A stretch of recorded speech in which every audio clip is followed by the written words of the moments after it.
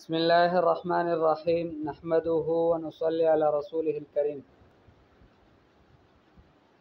اللہ کے حبیب صلی اللہ علیہ وسلم کا فرمان مبارک ہے، من یرد اللہ بہ خیرا یفقہہ فی الدین۔ جس کے ساتھ اللہ جل جلالہ بھلائی کا ارادہ فرماتے ہیں اس کو دین کی سمجھ نصیب فرماتے ہیں۔ امام مالک رحمہ اللہ اس حدیث کا ترجمہ یوں کرتے تھے، من یرد اللہ بہ خیرا ای الجنہ، جس کے ساتھ اللہ جل جلالہ جنت کا ارادہ فرما لیتے ہیں کہ اس شخص کو میں نے جنت دینی ہے، اس کو دین کی سمجھ نصیب فرماتے ہیں۔ اور دین کیا ہے؟ اللہ جل جلالہ کے اوامر ہیں اور پھر اس میں رسول اللہ صلی اللہ علیہ وسلم کا طریقہ ہے۔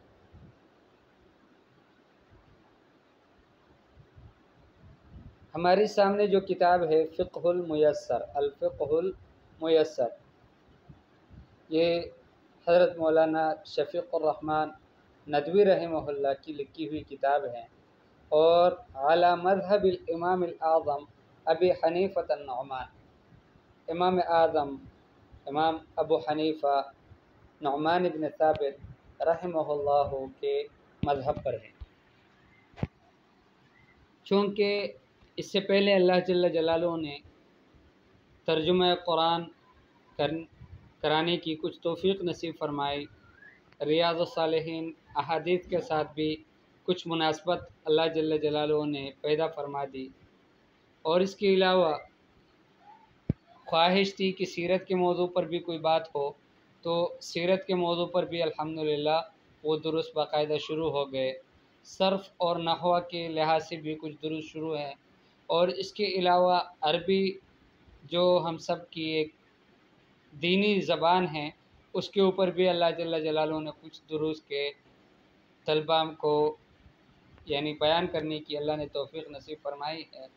ایک دل میں خواہش تھی مسلسل، جس کے لیے پہلے بھی کچھ اعلانات کیے تھے، لیکن اب اللہ جل جلالہ نے وہ توفیق نصیب فرمائی کہ میں نے اس میں بھی اقدام کر لیا، اور وہ ہیں فقہ، کہ فقہ کے اندر بھی کچھ دروس ایسے ہوں کہ جو ریکارڈ کر لیے جائیں اور طلباء کو اس سے فائدہ ہو، مسلمانوں کو، عام مسلمانوں کو ان سے فائدہ ہو۔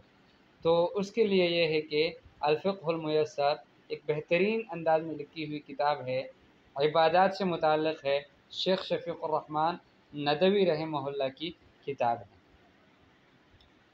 تو اس میں سب سے پہلا جو باب ہے وہ طہارت سے متعلق ہے، تو ہم طہارت سے شروع کرتے ہیں۔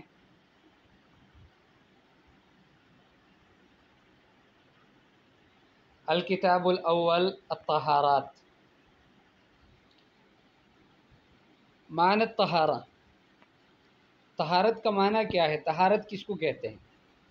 تو الطہارۃ فی اللغۃ النظافہ والتخلص من الادناس۔ طہارت لغت میں، عربی میں نظافت کو کہتے ہیں، صفائی ستھرائی کو کہتے ہیں، اور گندگی سے خلاصی حاصل کرنے کو کہتے ہیں۔ وہ گندگیاں کیسی ہو؟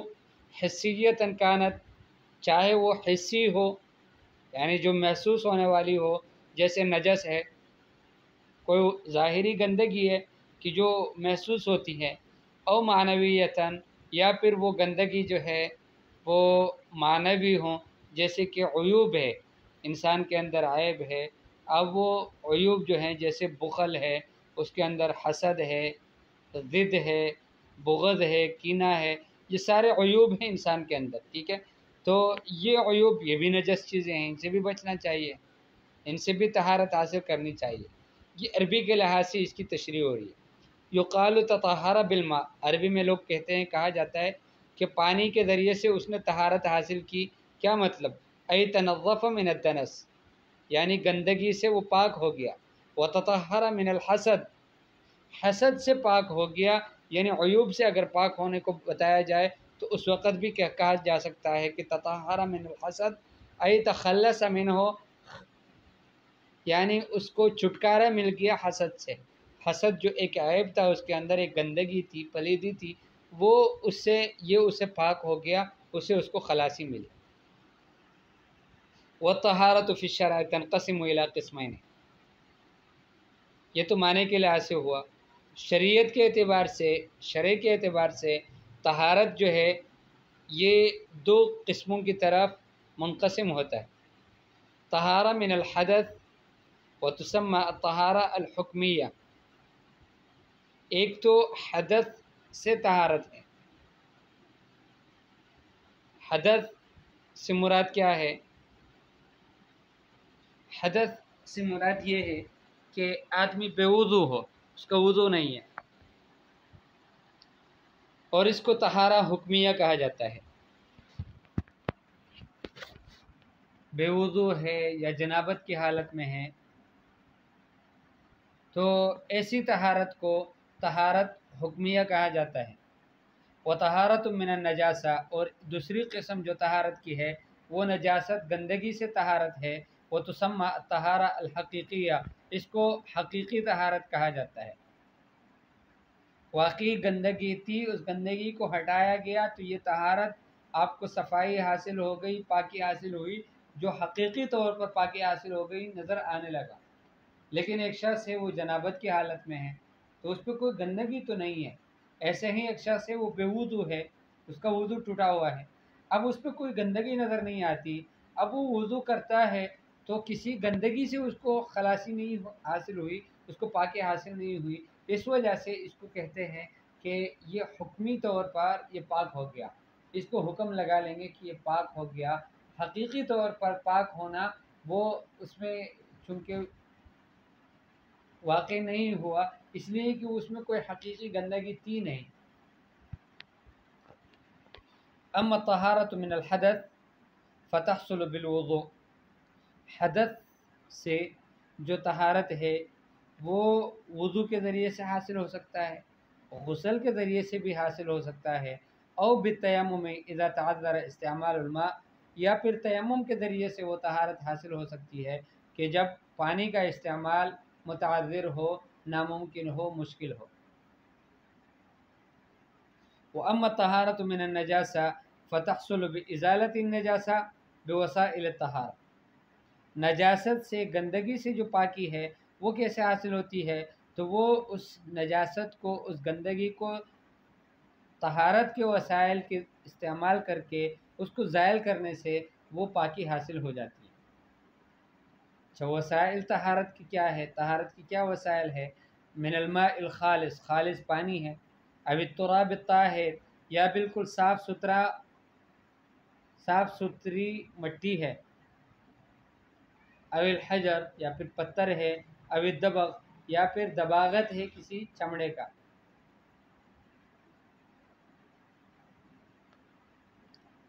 اہمیت الطہارہ، طہارت کی اہمیت کیا ہے؟ من المعلوم ان اللہ تبارک و تعالی خلق الانسان، یہ تو واضح بات ہے، معلوم ہے کہ اللہ جل جلالہ نے انسان کو پیدا فرمایا، وفضلہ، اور اس کو فضیلت بخشی، وکرمہ، اور اس کی تکریم کر دی، اس کو عزتوں سے نوازا، فجعل له العقل الواعی، اس کے لیے اللہ جل جلالہ نے ایک عقل، سمجھنے والا عقل اس کو نصیب فرمایا، والبصیرۃ النافذہ، اور ایسی بصیرت اس کو دے دی کہ جو نفوذ کرنے والی بصیرت ہے،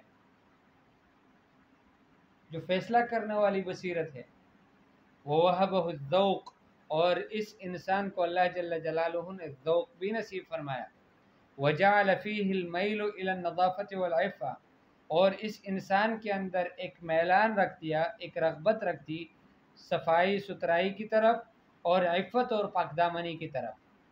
وَلَقَدْ كَانَ مِن تَكْرِيمِ اللَّهِ عَزَّ وَجَلَّ لِلْإِنسَانِ أَنْ أَمَرَهُ بِالطَّهَارَةِ وَحَثَّهُ عَلَيْهَا، اللہ جل جلالہ کی تکریم میں سے یہ بات تھی کہ اللہ پاک نے اس انسان کو حکم کیا پاکی حاصل کرنے کا، اور اس پر اس انسان کو ابارہ کہ وہ پاکی حاصل کر لے۔ اچھا، اس کی مشروعیت کی دلیل قرآن اور سنت سے کیا ہے؟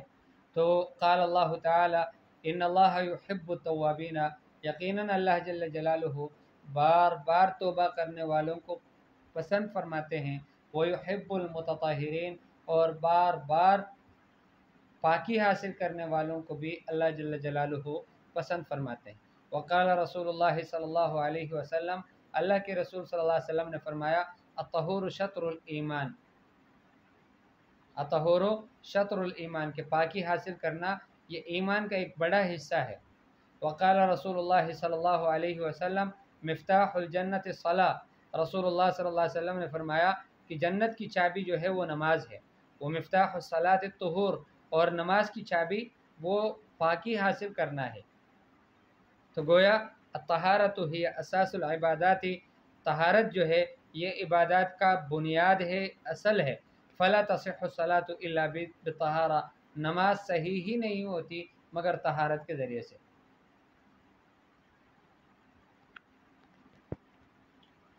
اب ہم آتے ہیں احکام کی طرف۔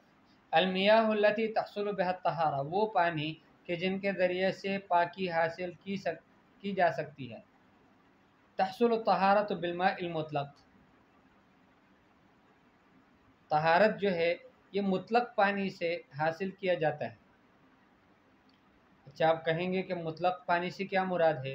والماء المطلق هو الماء الذي بقي على اوصاف خلقته، مطلق پانی وہ پانی ہے کہ جو اپنی پیدائشی اوصاف پر باقی رہے، ولم تخالطہ نجاست، اور اس کے ساتھ نجاست نہ ملی ہوئی ہو، ولم یغلب علیہ شیء، اور اس پر کوئی چیز غالب نہ آئی ہو۔ اچھا، تو مطلق پانی پھر کون سا ہے؟ وَيَنْدَرِجُ فِي الْمَاءِ الْمُطْلَقِ، مطلق پانی میں یہ پانی اس میں آ جاتا ہے۔ کون کون سا پانی؟ ماء السماء، آسمان کا پانی، ماء النہر، نہر کا پانی، ماء البئر، کنویں کا پانی، ماء العین، چشمے کا پانی، ماء البحر، سمندر کا پانی، ماء ذاب من الثلج، وہ پانی کہ جو برف سے پگھلا ہوا ہو، برف پگھل کر اس سے جو پانی حاصل ہو جائے وہ بھی مطلق پانی میں داخل ہے۔ ماء ذاب من البرد، برد اولے پڑ گئے، اس اولے کے پڑنے کی وجہ سے جو پانی اس کے بعد حاصل ہو جائے وہ بھی مطلق پانی میں داخل ہے۔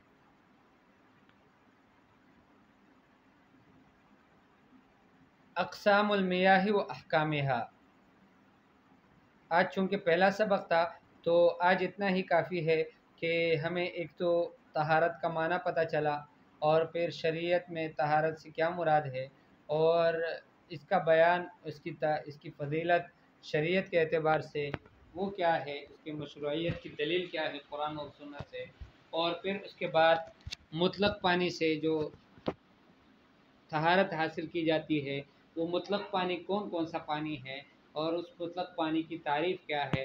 تو یہ ساری باتیں آج کے سبق میں ہم نے پڑھ لی۔ اقسام المیاہ و احکامها، پانی کی قسمیں اور پھر اس کے حکمیں، یہ انشاءاللہ اگلا ہمارا سبق ہوگا۔ یسر اللہ علینا وعلیکم وتقبل اللہ منا ومنکم جمیع الاعمال، والسلام علیکم ورحمۃ اللہ وبرکاتہ۔